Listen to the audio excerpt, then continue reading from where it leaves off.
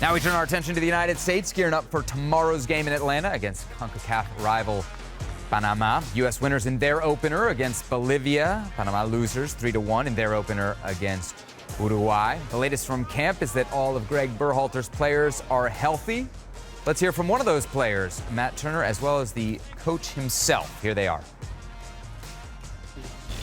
No, we'll never have that luxury. I think you take wins when you get wins, no matter the context. I think the result, especially in tournament play, is the end-all, be-all. And I implore people to not lose sight of that. Tyler's available to play, which I think is good news for the group. What we're striving for is 11 players on the field that can execute the tasks that are asked of them, and 11 players that can do it both from a technical, tactical, and physical standpoint. And sometimes you need to take that into consideration of if a player is not up to doing that, because of either the load, because of their health status, and then you need to make changes. We're not looking to jeopardize anyone's following season, but we know this is an important event for our team, so just being mindful of those two things. Atlanta's Mercedes-Benz Stadium, presented by Fútbol Américas. I bet you didn't know that. Hopefully the field's in a little bit better shape than it was. You pay for the naming rights? We did. We did. It came out of the ESPN FC budget. You'll be surprised. That budget is not deep. All right, for more on this game between the United States and Panama, let's go to Atlanta, where we're joined by Alexis Nunez and Juancho Villaverde. He covers Panama for ESPN. Guys, great to have you with us. Juancho, why don't you give us the Panama side of things, maybe how they're approaching this game against the U.S., and then Alexis, also go ahead and give us the latest from the American camp. Hi, guys. It's great to join you. Panama had a lot of losing players for today. There's no Godoy, there's no Andrade, there's no Fidel, there's no Waterman, and now there's no Puma Rodriguez. He's maybe one of the best players Panama has right now. He's out of the tournament for an injury on his shoulder, and now they need to, some player has to pull up. Ismael Diaz, he needs to show up. Coco Carrasquilla needs to show leadership. And also Jose Cordova. He's a very interesting player. He's the back central of this team, and now he's the leader, not only of the central backs, leader of the team, Christensen said today at the press conference. I think Panama will be facing the game with the normal strategy, like 5-2-3, but I still have the doubt that maybe he's gonna join the show and the match with a 5-3-2, maybe with Welch joining Carrasquilla and Martinez in the midfield, and only Bárcenas and Fajardo at the top of the play. The back centrals and the defenders gonna be as the same as Uruguay, with Murillo, with Eric Davies, and Fariña, who made a great appearance only in his fourth appearance with the national team. He's only 22 years old. He hasn't played in a big tournament, and he played against Darwin Núñez. He made a great presentation, and with Jose Cordova and Roderick Miller, that will be the starting line of Panama, with Cuti Mosquera, the goalkeeper.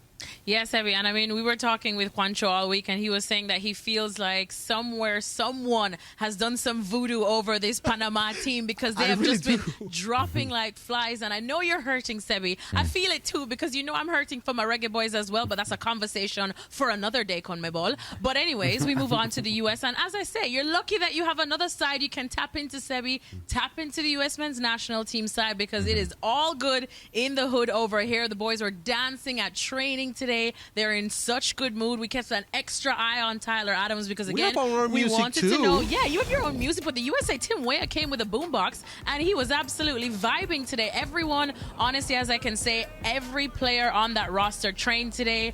They look like they're in good spirits once more. They're definitely everybody's fate. We asked Greg Berhalter as well about Tyler Adams, as you saw in that clip, and he says, look, Tyler is good to play. As we saw, he played 45. He's also managing minutes for Josh Sargent too. He says that, I'm trying to find the balance between listening to my players and understanding what they need, and obviously giving them opportunity once they feel that they are good enough to play, but also listening to my medical staff, he said, because they're the ones, the doctors ultimately, that know. And he says, look, he's not trying to mess up anybody's return to their club season, and he's very aware that obviously people like Tyler have only had 3 appearances this year for Bournemouth, given that he's had that that big injury that he's had to deal with. But overall, the USA just really, really in the best of spirits. Everyone available for selection. They go into this one, I would say, as favorites. I wanted to say slight favorites because we do remember that Panama. Favorites. But exactly, Juancho is saying that he's taking it as big favorites because that last team that lost to Panama, we really only saw not some of the big names that we do have here today. Yeah. And Panama is not up in the umbrella or something like that. But, I mean, they are the favorites. But I think Panama is able to compete at this level. I think this team of Panama has shown, they show against Uruguay that they can put a big team on a really uncomfortable situation. Yeah. And now they have to work on it.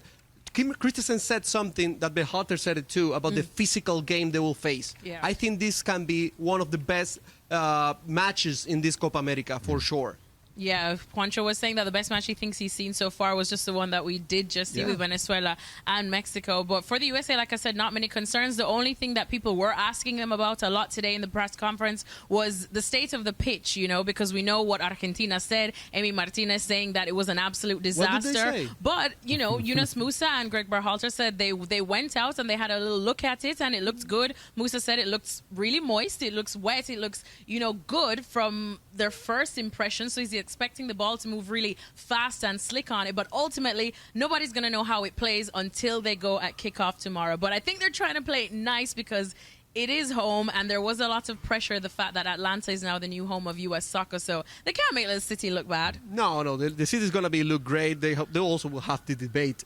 But about the pitch, the training team of Panama, they told me regular, not good, regular. Oh, so you see, whether we could take that, Sebi, as excuses already from Panama, or maybe we'll listen to the U.S. boys and say it's all good in the hood. Alexis, Juancho, great stuff. Juancho, great to have you with us here on Football Americas. Hopefully you guys can keep it peaceful, as Ale and I did today when Panama and the United States square off on Thursday. Look at that. There's Nothing but love here. Nothing but love here on Football Americas. Guys, great to have you with us. Enjoy the game there tomorrow as the U.S. Faces off against Panama in Atlanta. As we take a look back at the U.S. starting 11 in the victory over Bolivia. Herc, do you think we might see any changes tomorrow? Yeah, I'd expect probably a change from Greg Berhalter to Tyler Adams in the midfield. And the state of the field, he's stated many times about not trying to compromise their upcoming seasons. He's on a minutes count. You have to assume he will try to protect Tyler Adams. If he's protecting Tyler Adams, it's because he's injured. Well, but if he's I don't know. injured, He did the why same is he thing. playing? He did the same thing in the Nations League. That's the only thing, Ale, you know? But all I'm saying is, I understand the minutes count, but he only played 45 minutes the first game. I mean, how much more of a minute count do you want? It's also a disadvantage. That's a part-time for the team. player. It's a disadvantage for the team. You burn a sub. You have to make a change at the half. So that player might better be worth it. Right. So is he injured or is he not? Is he fit or is he not? Can he play or can he not? Playing this game that they're playing, honestly, in a competition of this magnitude, it's a little weird to me. If it's your guy, then play him. And if you wanna manage his minutes, then I understand. But it can't be 45 minutes at a time. At some point, you got to let this guy go. If he's ready to play. If he's not fit, then take him off, and then you move on with whoever you think is going to be the answer. Because otherwise, if he's not ready to play, why are you depending on him? Yeah, I'll tell you what. On this field, in Atlanta, Mercedes-Benz Stadium, there is no chance he's taking that chance. This is exactly what Greg Berhalter is going to do. So he's not fully fit then? That's the thing. To Greg Berhalter, he seems to think that he could only play so many minutes. Like he's trying to save Tyler Adams from himself. I am with you. Either he is available or he is not. But this is the game that Greg Berhalter has played, and for quite some time. He did this in the Nations League semifinal. He did this in the Nations League final. He scored a golazo versus Mexico. You think he's going to keep him in? Out, buddy, because these guys want to keep you healthy. So while I agree with you, Ale, this is the formula Greg Berhalter has shown us. What do you think? think? Then why would you play them then in the second half? And then if you don't need him, then he doesn't have to come in and you save him for the next game. But I feel like starting him and then wasting a sub at 45 minutes when he even himself said, I feel good, I'm fully fit, I can play. And I agree with Ale, in this type of tournament, you can't take one of your best players out who seems fully fit, or just don't play him at all. Is the argument here that he is worth the risk, that he's that much better than a Musa, that much better than a Johnny Cardoso? I think the argument here is that if there's one game you have to win, it's the Panama game. You can lose the Uruguay game and still advance, but you have to win the Panama game if you want to advance. So you put all your marbles in that pot if you want to advance, and Tyler Adams definitely is an important player for the U.S. men's national team. But something tells me we're going to see a minutes count. So would it be 60 from 45 to 60, or? That's a good question, but we're going to see it. What does the United States need to do differently, Ale, or better in this second game beyond the finishing? Because they created a ton of chances against Bolivia. Well, they have to make sure that they cut out some of the complacency and lack of attention to detail passing the ball out of the bag. And that is not just specific to the first game against Bolivia. I think this is sometimes symptomatic of this team, that they overdo this passing out of the bag. I suppose it's a way of playing, it's an idea, it's a narrative about this group. Don't invite or don't create problems for yourself when you don't have to. And at times, against a very poor Bolivia team, whenever there were some nervous moments, which there weren't many, it was because they were overplaying out of the back and turning the ball over. And you do that enough times, Panama then pushes their line forward, and now maybe there's a sense of belief that wasn't there before.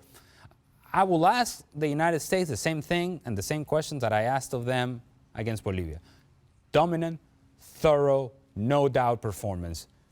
Stress-free, drama-free. That's how it should be. And if that's going to be the case, then your passing out of the back has to be cleaner than what it was in the first game. How confident are you in the U.S. to get the job done tomorrow against Panama? I am confident, but I do think that they need to limit the mistakes because Panama is going to put pressure on them immediately. They have to stay active. They have to stay confident. If the back line can minimize the mistakes, that gives the front six more opportunities to create, goal-scoring moments in the game. I think they have to come out with the same mentality, but be able to finish the ball and put it in the back of the net. So the scenarios are this, basically, U.S. win, Uruguay win, U.S. are good. Clinched already going through. The question is just first or second. Got to take care of business first against Panama on Thursday. After the U.S.-Panama game on Thursday. Wow, what a slate we have lined up for you. So we will be on ESPN2 at 11 p.m. Eastern Time. We'll be on ESPN Plus at 8 p.m. Eastern Time. And we'll be on ESPN FC on ESPN Plus at 5 p.m. Eastern Time. That tomorrow? You guys ready to work? That tomorrow? We're ready to man, work. I got to set my alarm. Well, good luck, guys. Big day Thursday. Good luck, guys. But our good friend Venezuela and colleague, Ale Moreno, awaits leaving for us me. just in time for the heavy lifting. Oh, it's Venezuela, baby.